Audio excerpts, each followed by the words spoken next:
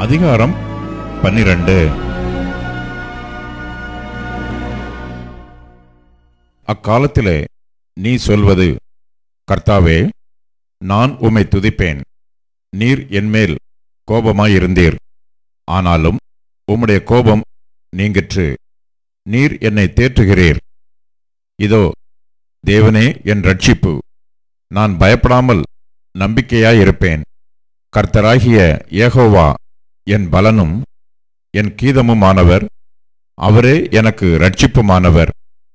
நீங்கள் இரட்சிப்பின் ஊற்றுகளிலிருந்து மகிழ்ச்சியோடே தண்ணீர் மொண்டு கொள்வீர்கள்.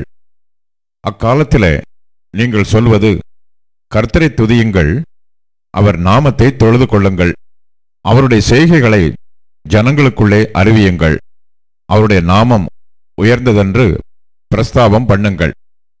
கர்த்தரை கீர்த்தனம் பண்ணுங்கள், அவர் மகத்துவமான கிரியைகளைச் செய்தார், இது பூமியெங்கும் அறியப்பட கடவது என்பீர்கள். சீயோனில் வாசமாயிருக்கிறவளே, நீ சத்தமிட்டு கெம்பீரி. இஸ்ரவேலின் பரிசுத்தர் உன் நடுவில் பெரியவராயிருக்கிறார்.